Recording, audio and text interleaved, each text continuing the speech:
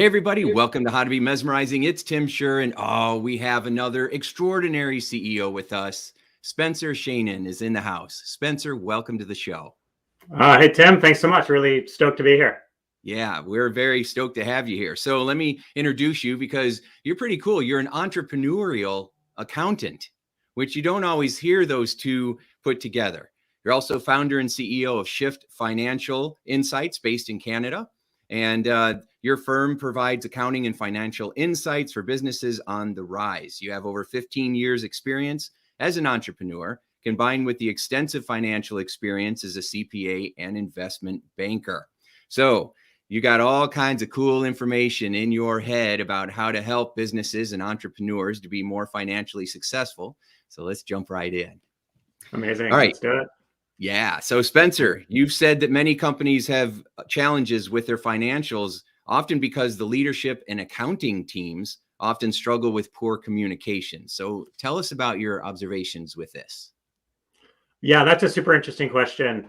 I think there's kind of two elements to this. Number one is accounting and entrepreneurship are different languages, right? Like as an accountant, I went to school for 3 years to learn, create, write, interpret financial statements.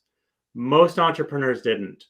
And yet most entrepreneurs are expecting the accountants to kind of think like they do, like what problems are we facing, et cetera. But most accountants are just trained in debits and credits. So, we walk in and we end up really just butting heads. And, where I think accountants have done a disservice is we'll often go to the entrepreneur, hand a set of financial statements, and then run as fast as we can the other direction.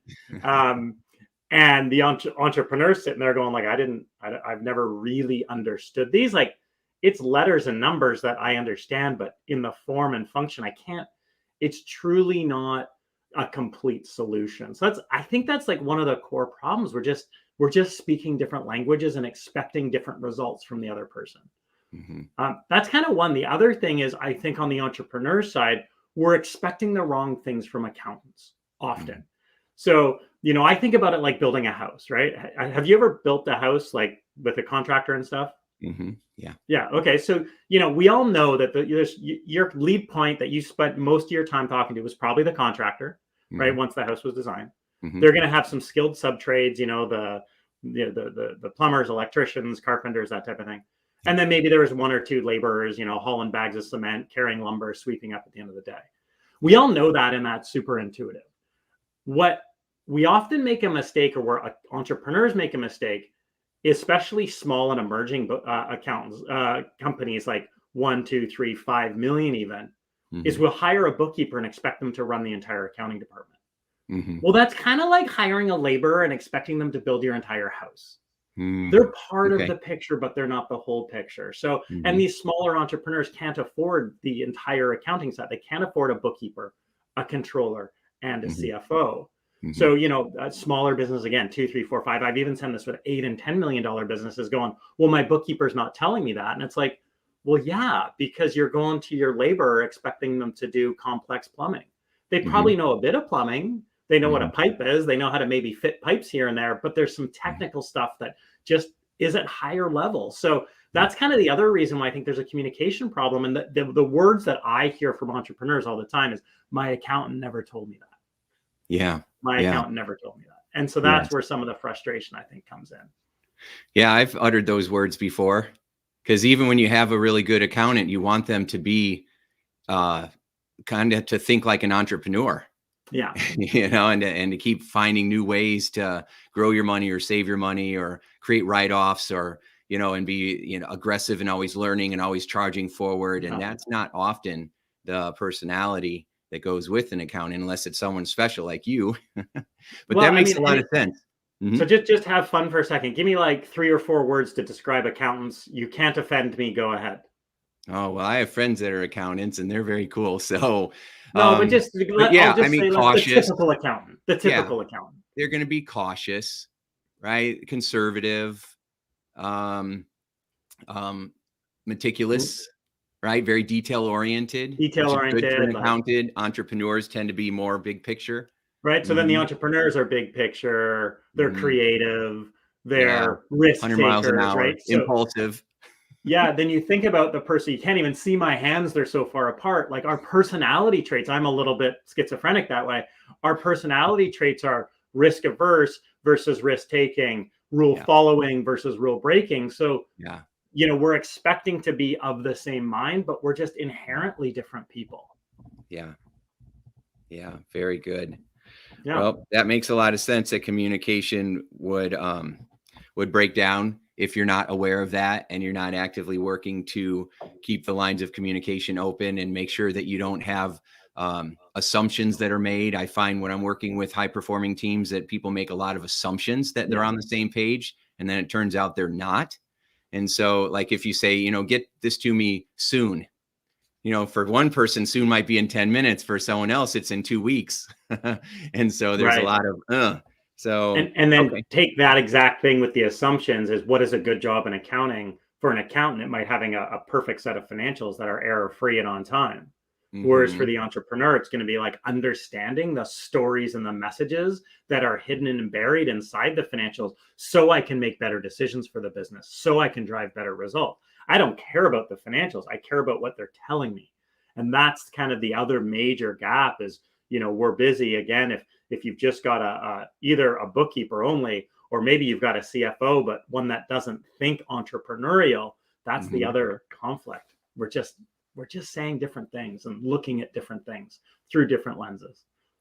It's interesting. Even when you talk about the CFO level, if you ask me to describe CFOs, a lot of times, I'm talking with the leader of the company, or we're talking with other people who are excited about, the VP of sales, and we're excited about this. And then all of a sudden it's like, well, we have to convince our CFO, he controls or she controls the purse strings, and now, we have this momentum and passion, but we don't know if they're going to really get it.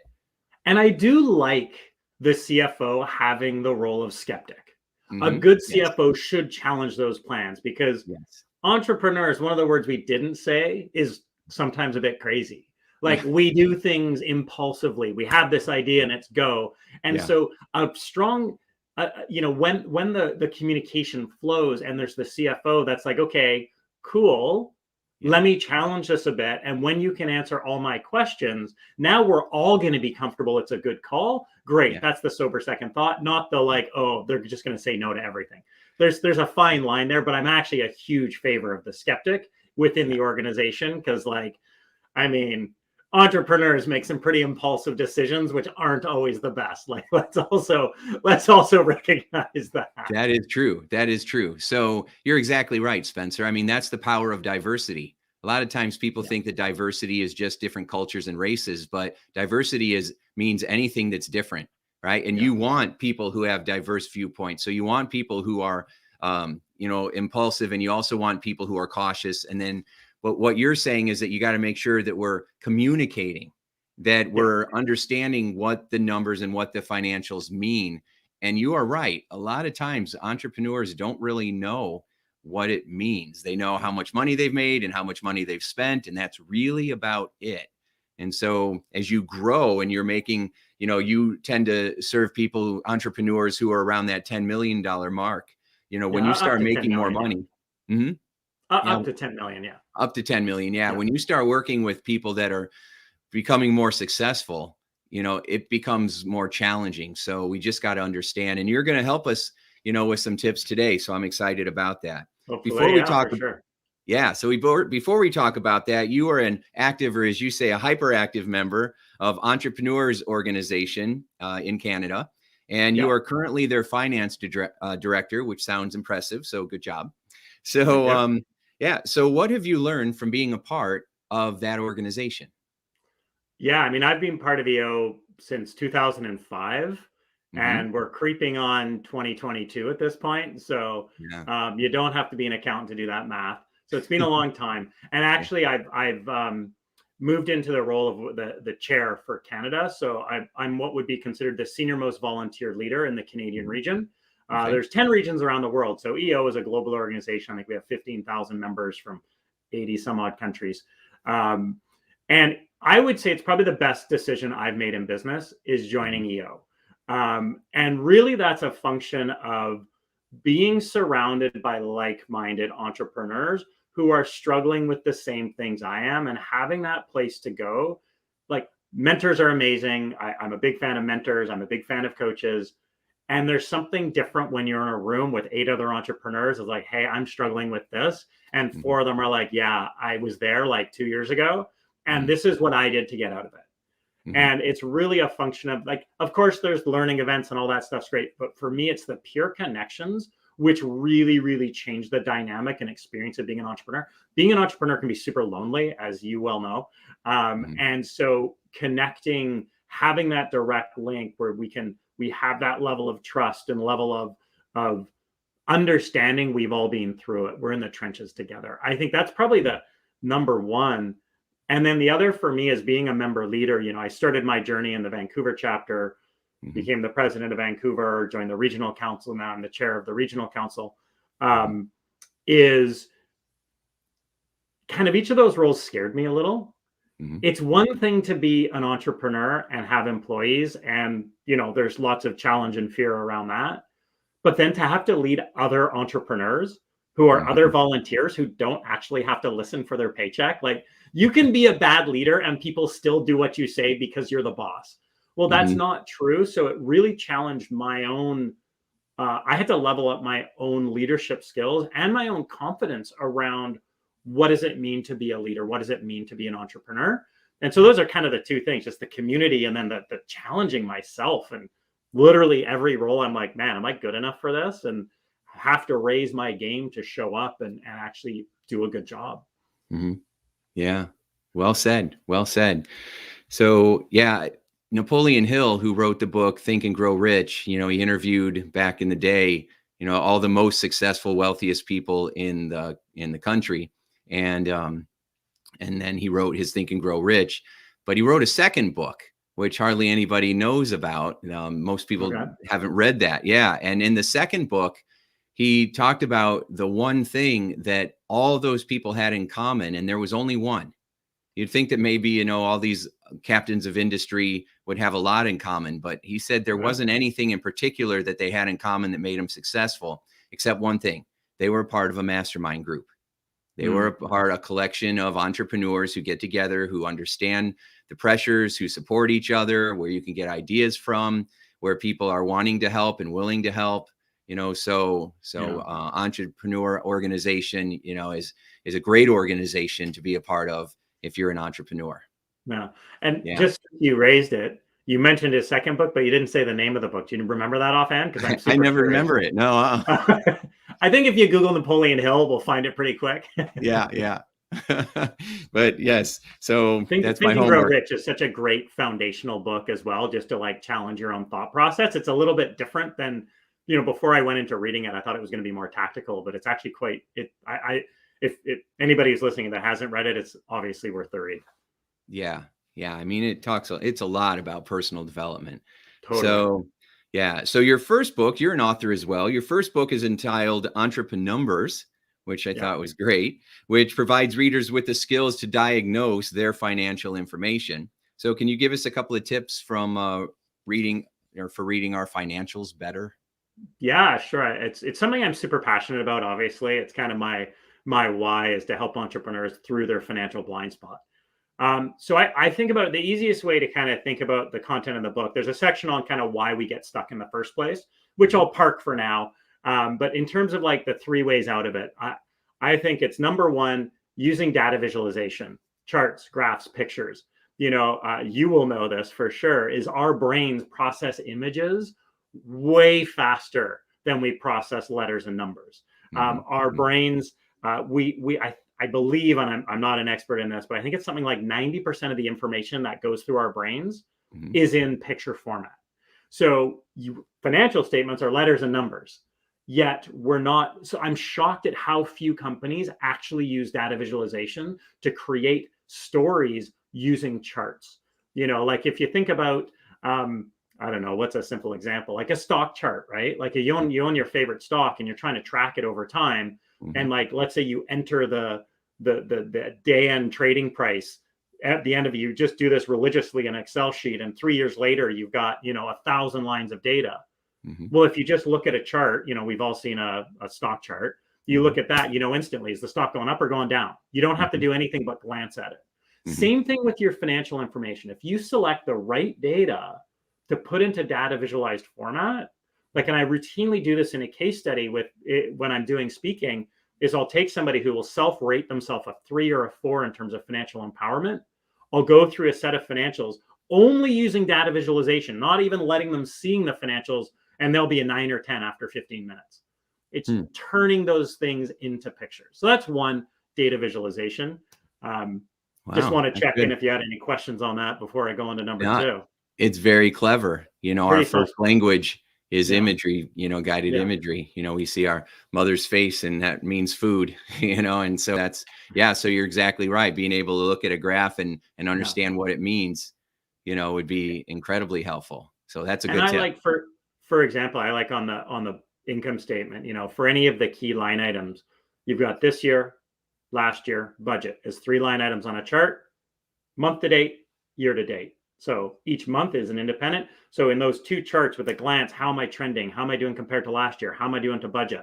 Right? There's other ways to analyze financials, of course, but that just gives you that boom. So that's number one.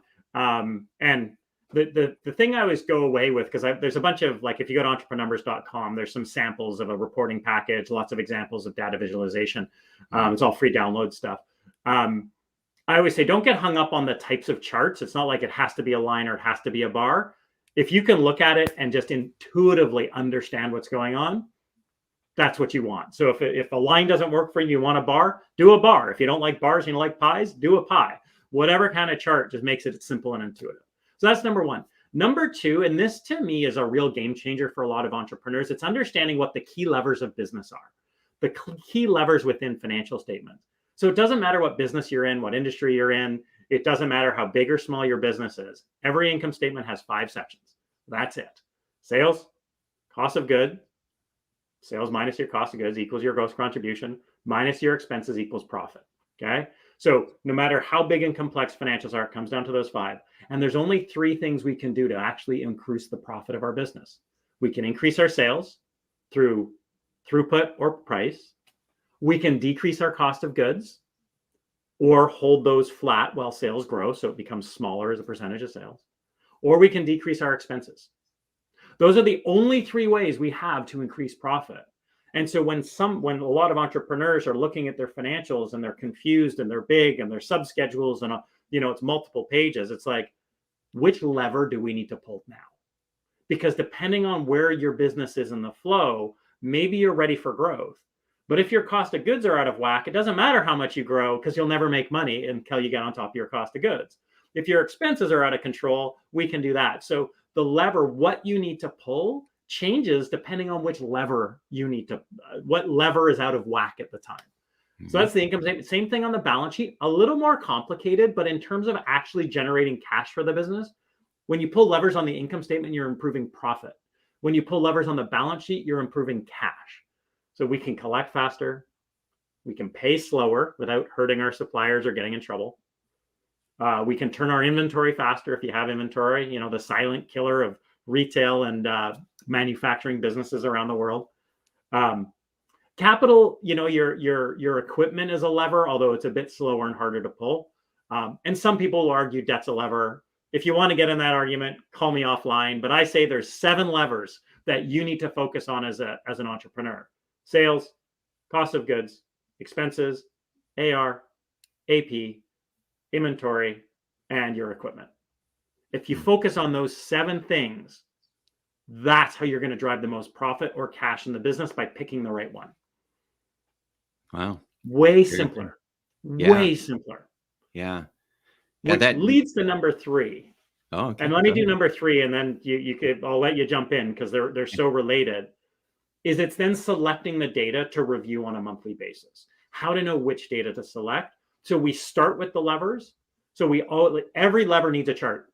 How is this lever doing? How is this lever doing? How is this lever doing? Every lever gets a chart. And then the ones that are the most out of whack, that's where we go do the deep dive. And that's what our accountants should be doing for us. We shouldn't be having to look at financials to figure this stuff out. It should be like, okay, cost of goods is our problem. Oh, here are the sub-analysis that help us understand within cost of goods what's going wrong. Is it our materials out of whack? Is our labor out of control? Are there some other things like warehousing costs or shipping that's causing us problems? And now we can understand high-level levers And then we dig in until we understand exactly what we need to do. That to me is what the financial review is, not looking at everything. I'm a big fan of exception reporting. What are the biggest problems in the business and where are we succeeding the most in the business? The rest of it, as long as it's going, if the sales lever, everything's good there, great sales team, keep going. I don't need to spend time on it. I need to focus on the areas that I can pull the lever to have the most impact. You know, in your marketing materials, you say that you provide ridiculously simple, you know, ideas and strategies for understanding your financials. And you just demonstrated that. I mean, you made it seem so simple. I mean, these are complex and you made it seem so simple and so easy to be able to do. And I know it takes some energy and effort to put all the numbers together and record everything and get everything into your program, your accounting program. However, those tips were really, really good. Yeah. And so here's the mindset shift that I offer entrepreneurs. So there's like getting it right. That's the hygiene. That's the stuff that we have to get it right. It's your books. Like you got to get your taxes right. If you ever want to sell or borrow money, it's all got to be right. Mm-hmm. But the reality is that's not for the entrepreneur. That's for people like me and bankers and that kind of thing. Mm-hmm. The insights, that's for you. So yes, there's a lot of effort to get hygiene right, but that's not your effort as the entrepreneur. Your effort as the entrepreneur is to make sure your accounting team is getting the hygiene right and then presenting the information in a way that makes sense. That's not your job. My job as the entrepreneur. I can't point at myself because I'm both, but that's not your job as the entrepreneur. Your job isn't to go in and make sure it's right. Your job is to go in and make sure you have the right people doing the right things for you, making sure the hygiene's right, then presenting you a package that uses data visualization, that focuses on the levers and selects the right data to dive deeper to answer the question of which lever we need to pull. Because the other thing we've really started using in our marketing, a little bit newer, is accounting doesn't have to suck. Like accounting sucks, but it doesn't have to. And so the entrepreneur is often stuck not knowing what to tell the accountant, right? Like they're off in the corner doing their accounting thing. We don't know what to ask. We're stuck. We're embarrassed. We're frustrated. And we don't know how to get what we need. Then that's what Entreprenumbers is designed to do, is be like, hey, accountant, do this. Like I've talked to lots of people that said, I gave this book to my accountant, told them to do it, and it's changed how we operate in our business. So that's the intention. It's about empowerment. It's never about you, entrepreneur, learning how to be an accountant. That's where we've failed you. We've forced you to learn how to be accountants. No more. We're empowering you now to hold your accounting teams accountable for delivering information that's quick, simple, and intuitive. That's what I want as an entrepreneur. Yeah, I'm going to send my accountant that book, because your book, because you know, for a lot of entrepreneurs, especially when you're first starting out, you really only talk to your accountant maybe twice a year. You know, if you need something from them, if someone asks you for a document or something, or to get your taxes filed. And there's really not a lot of communication otherwise. No, and here's the thing, and I meant to actually answer this when you were talking about the communication problem, is part of this, when I hear people say, you know, I asked my accountant, that usually means external accountant, right? People usually say bookkeeper or controller when they're talking about their internal. So remember, an external accountant's job is typically to perform, you know, whether it's an audit or if you're doing a review engagement or a notice to reader, or kind of the 3 levels of year ends, or do your taxes or that type of thing. That's what they're trained to do. And there's as many types of accountants as there are types of doctors. So when you go to, you know, you're not going to go to an ophthalmologist when your knee hurts. We also shouldn't go to our year-end accountant necessarily for advice. Yes, they see a lot of financials and there's going to be some things they can do, but their focus is getting a set of financials with their logo on top of your financials and getting it out and meeting all of the huge number of requirements that happen by different regulatory bodies to make sure your financials are right. That's their expertise. Their expertise may not be a business analyst. That's a super different skill set. So when we go to our external accountant, especially as you say, the smaller businesses who only talk to them once or twice a year, like at year end, every accountant I know, they're working their tail off trying to get all the year ends out or all the taxes done. And you know, it's like you go to the hospital, you see a doctor for 6 minutes. You're like, okay, did I really get what I needed there? I got 6 minutes of the doctor's time. I feel like I needed more. So, and maybe you're at the wrong doctor. So that is really interesting, that distinction. Yeah. Because I think that's where a lot of entrepreneurs would get frustrated, like we talked about in the middle, that our entrepreneur isn't doing enough, but that's not really their expertise. So how do No. you find somebody where that is their expertise? Yeah, so I have a couple things. So on the website, again, this is more of an internal function, but I'll offer some ideas for the external as well. There's a how's my bookkeeper 10 questions you can ask your bookkeeper, or you can ask your controller. And even if you don't understand the answer, that's okay. Their reaction is going to say everything. Like we have clients that come to us that haven't done a bank rec for 2 years. We're like, what? Wait, what? So it's just some basic stuff. And there's like a little key on sort of how to answer that.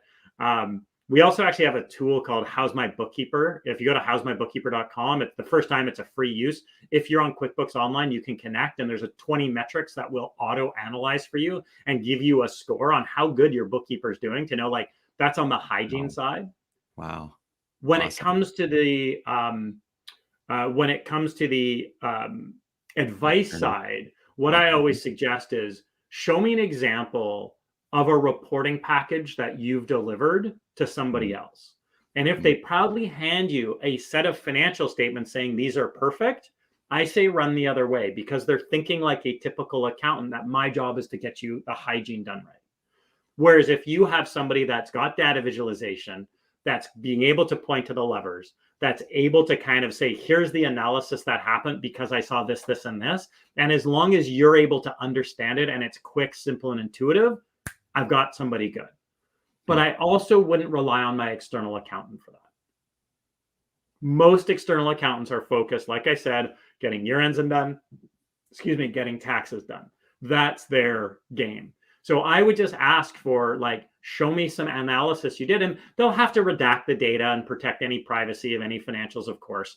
But yeah, I want to see something that I look at and I'm like, oh, I get this. This makes sense. I know what to do.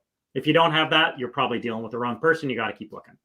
So for the external accountant who is just turning in your year-end taxes, where do entrepreneurs go to find someone who can actually do more of what you're talking about? Should they just get your books? Yeah, that's a great question. So like some of those externals will have advisory services.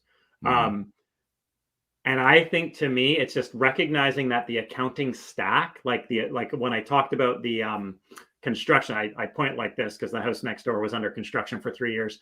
You know, when I talk about the construction stack of contractor, subtrades, bookkeeper, laborer, same thing in accounting, CFO, controller, bookkeeper, you really need that stack. So one of the things is, outsourcing provides that opportunity now, because most small businesses, like if you're a $4 or $5 million business that has a full-time bookkeeper, the reality is you probably don't need a full-time bookkeeper. You need a part-time bookkeeper to do the transactions.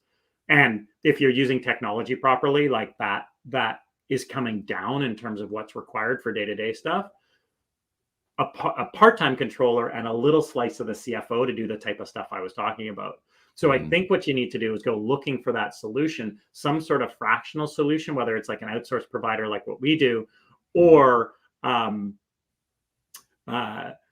sometimes some people can find a good fractional CFO, but challenge them the same way with everything I've been talking about. So I think a fractional way to go, like I do a little bit of coaching directly. I don't take a lot of clients. I have like a few select clients that are a little bit bigger than our typical client, who they just had a merger and they're really struggling to understand the numbers, or they're struggling with the strategy. They don't know what the composition of their accounting department look like. That's kind of a little bit of the coaching work that I'll do on occasion for that type of thing. So I think it's just going out, and just like any other position in your company, like think about hiring a salesperson and how much diligence you do on that salesperson before you hire them, because that's a bit of a make or break for the business, a good salesperson versus not a good one. Same thing with accounting. We often just hire somebody because it's our friend's buddy, right? Not good enough. You wouldn't hire a salesperson because it's your friend's buddy. You wouldn't hire your director of operation because it's a friend's buddy. This is a key cornerstone, one of the legs of the stool to make the business successful. So it's about keep interviewing, finding people, finding fractional people, finding solutions. Obviously, I'm happy to have a look at anything any of your listeners need to bounce what's going on in their business? What do they need? What does it look like? I'm happy to have that conversation as well. Awesome. Outstanding. Outstanding. So you're currently writing a second book titled Entrepreneur Nutcases. Entreprenutcases. Entrepreneur Nut. Yeah, I can't say it. Entreprenutcases. You're pretty close. You got it. Nutcases. Yes, yes. Probably because I am one. And so in which you're profiling entrepreneurs who nearly gave up, but managed to grow their companies to 10 million plus in revenue. Why'd you choose to focus on entrepreneurs who almost didn't make it? Yeah, I mean, I don't know any entrepreneurs that almost didn't make it. Yeah, well, that's true. Well, all of us have had those moments. I've had more than a few moments where it's like, oh, this, like, it's over. Yeah. And so my first book, honestly, it was a bit of a BD book, a bit of a credibility building, a bit of a getting my vision, what I think is a little bit different that's out there in the world. This book is more of a passion project. And I just think I've heard a lot of these stories in EO. I've heard a lot of these entrepreneurs organization, I've heard a lot of these stories outside of EO where somebody just has this story that's like, you did what? One of my favorites, the first call I made was to a guy. I heard this story like right after I joined EO. So this is like 17 years ago or whatever. And he bought a driving school, and it consisted of one truck and 2 Honda Civics. And most of the revenue was the truck. And he was young. He had no idea what he was doing. They screwed up their due diligence. Every time they turned around, their bank account was empty because they didn't realize this charge. Like, they were just young. They were super naive. They just had no idea. And the truck was on a driving test, right? Because then they would use the truck for getting licensed. And the truck, something went wrong, and it literally exploded. And the engine was sitting on the concrete with a big hole in the side of the truck. Oh my. And these were 2 young guys, him and his partner, and they looked at each other like, that's it. Like, we're done. Like, we cannot afford the $15,000 to fix this truck. Like, we're maxed on credit cards. No bank will talk to us. Like, it's just, we tried, it's over. They ended up borrowing money from their employees' moms to get the truck fixed. And they turned that into 6 locations with over 100 employees today. Wow. And it's all based on the foundation that they're a family and they take care of each other. And I don't have it all on top of mind. It's in the chapter of the book on that entrepreneur, but all the things they do to support their employees because they really think of it as a family. Wow. So for me, it's just those fun, inspired stories, which also the entrepreneur is having an impact in the world. It's great, we can make money as entrepreneurs, but it's about the impact. It's about the wow, you really did that, or you made a difference here. Yeah. So I just find as an entrepreneur, when you're going through a tough time, hearing those stories is really helpful. Yes. I think for families of entrepreneurs, understanding kind of what they go through, maybe through a different lens. For employees, for aspiring entrepreneurs, it's just an insight. So it's going to be a series of, I think, about 40 stories that are 4 to 6 pages. Where do you come from? How did you become an entrepreneur? What happened? And where are you now? It's not a how-to book. That's not the intention. It's just designed to be fun, inspired, kind of exciting stories to share like that. Yeah. Wow. Very good, Spencer. I love it. I want to read that. And I get so jazzed doing it. Oh yeah. Yeah. I mean, it's just such good stuff. I mean, okay. I was interviewing someone actually real quick in New Zealand last week. And every time I interview someone, I'm like, this is my new favorite interview. And he grew a vitamin business, a supplement business to a quite substantial number. And they actually just exited a significant amount to a private equity firm with the intention of growing it even further. And he's still staying on in an advisory capacity. But I was talking to him, he said, until 6 months ago, we had 2 mortgages on the house. Wow. Like the entire journey, we were always short cash. We were always pinching. We were always looking for ways to make the next payroll. And the exit was very significant. I don't push too hard on the numbers, but I have no doubt it was in the tens of millions.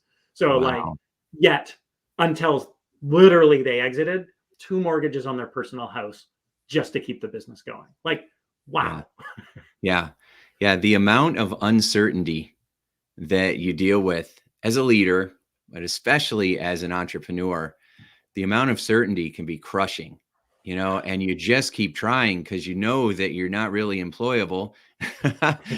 and you want to have an impact, and you know that you just believe in your heart that somehow in some way you will figure it out. So you just keep going for it and going for it. And I've interviewed the most successful personal development people in the world, and many are my friends now, and I've had many conversations with them and found that there really is no secret to success except to just keep going. I will persist until I succeed. I will just keep finding a way. And then eventually, those who persist, they find out, they hit it, and even if they don't, they still would have picked the same life. At least it was full of adventure. I had to learn. I had to become the person that I am today. I'm so resourceful. You can throw me in the air and I will, like a cat, I'll always land on my feet. Right. And that's the power of entrepreneurs. Entrepreneurs change the world. So, And interesting. One of the things, so I'm about halfway through the interviews at this point, and not quite halfway through the writing. One of the things I've noticed is exactly what you talked about. There's also the mindset behind it. I've noticed there are those that they actually rise up in the face of challenge. Sometimes it's like once you get beat enough times, sometimes it's just it's that give up versus the persistence. The persistence for a lot of entrepreneurs comes from, I actually love the fact that this didn't work, and now I've got to go figure out a new way. It's not seen as a setback. It's seen as part of the journey. That to me is, I've noticed that there's very different mindsets around that. So, and I know you get into a ton of that stuff. So we could probably do hours on that. We could go on for hours on that, but you're right. There is no failure. There's just feedback, and we're going to take this feedback and correct on the fly. And then, so it doesn't matter if it's about success or failure or winning or losing. It's about feedback and momentum. And do we feel like we're making progress and having impact? So very good. So you provide entrepreneurs strategic advice, as you've been doing the whole time. That's incredibly valuable. At least I believe it is. And I know that so many others do as well, which is why out of all the people that are CPAs in the world, you are on the show. So can you offer a few quick tips for our listeners for how to improve their financial situation? I mean, you've kind of already done that. So do you have any other ideas for what else we could do? Yeah, I mean, I'm going to refer back to the levers because that's such a critical one. I'm going to tell a story of a coaching client. I mentioned I only take a few coaching clients. They tend to be a little bit bigger than our normal, our business shift. We do outsource accounting up to about 10 million, right? So we handle the accounting department. I take on a few coaching clients that are probably in the 10 to 25 million. I take on only 2 or 3 at a time. And just a quick story on one of those. So really good business. They were doing, their run rate was about 18 million. And they did surveying for construction, that type of thing. And, he was really frustrated. He's like, we're fully maxed on our line. The line was, I think, between 2 and 2.5 million. He goes, I just had to cut a check to the business for 250K, and I don't get it because I feel like we're doing really well. And so we dug into his financials and we found a few things. Number one, he was 2 months behind in getting his financials out. So I was like, okay, well, it's really hard for me to know what's going on because, where are we? We're in November now. I'm looking at July or August statements. It's really hard for me to kind of do that. So obviously that was problem number one. So he had a hygiene problem. Problem number two, though, the reason it was so slow is because they had a real hard time calculating their work in progress. So work in progress can be a complex, weird thing. They made it more complex than it needed to be, but it took them that long to figure out the WIP. And you can't close a month until you figure out your WIP, right? So there's this lag. And then here's the kind of the aha moment. And this really took about 1 or 2 calls to figure out that they couldn't start invoicing the next month until that WIP calculation was complete. So, you finish a job at the beginning of September, you're not finishing it till November. Now you're invoicing in November and not collecting till December for a job you did on September 1st. And you're doing about a $18 million run rate. They're not perfectly flat, but for the sake of the discussion, that's 1.5 million a month. Well, you've got 3 months that you haven't collected because you haven't invoiced for 2 months. So they went in the course of 3.5 months from 2.5 million on the line plus $250,000 deposited to, I think they were, last time I chatted with them, they were less than $500,000 on the line. I think they'll be completely out of it very soon. And the entrepreneur got paid back. So that's because we focused on the lever. And that lever problem was a balance sheet problem of accounts receivable was wildly out of control. And then the analysis was, okay, we've got an invoice process problem. Solve that, boom. Because like we looked at it, it's like, yeah, he has a couple months where he lost money, but generally he was making between 50 and 100K a month, but his cash was dropping like a stone.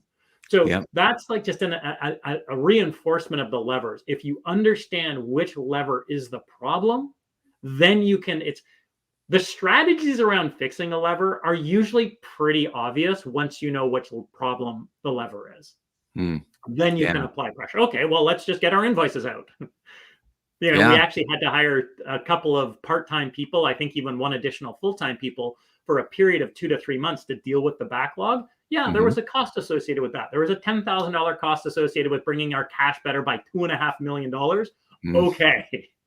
I'll make that decision every day. Right. Oh, Spencer, I love your stories. They're so good.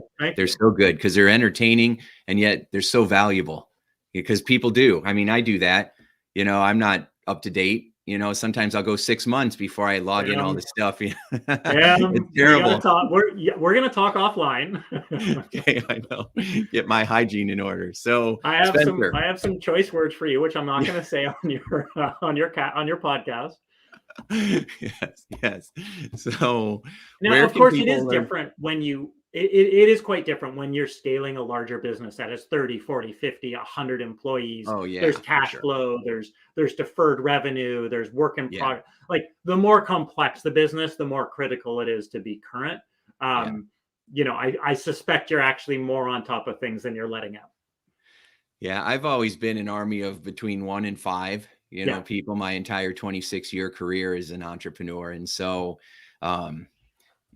so it's different than if I had 100 employees for sure. Although I've worked with many companies who have had that and taken a look at it. And so it's 2 different fields. And it's amazing how you're able to navigate into either one of them. It's very impressive. So where can people learn more about you and Shift Financial?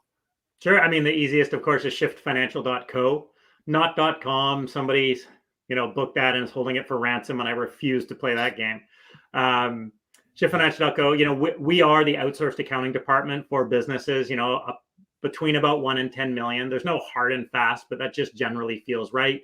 Professional service firms, trade organizations, those type of thing. And by that, I mean like HVAC, plumbing, electric, all of those things are right up our alley. I do a little bit of coaching myself for businesses between 10 and 25, typically with entrepreneurs who are super frustrated that they're not getting what they need to make the decisions. Those are kind of our two main offerings. We've got howsmybookkeeper.com, which is, you can go and, like I said, connect your QuickBooks online and you'll get an instant, process in the background, get an email with an audit of how your books look, how your hygiene looks. Those are the best ways. You can follow me on LinkedIn, follow me on Facebook, Instagram. We do all the social. So I'm the only Spencer Sheinin around, so I'm not hard to find. Well, Spencer, you have been absolutely mesmerizing. I love this. This is my new favorite interview. So thank you so much for being on today and sharing all the wonderful information and for making such a wonderful difference. I appreciate it. That was amazing. Right. Talk to you soon.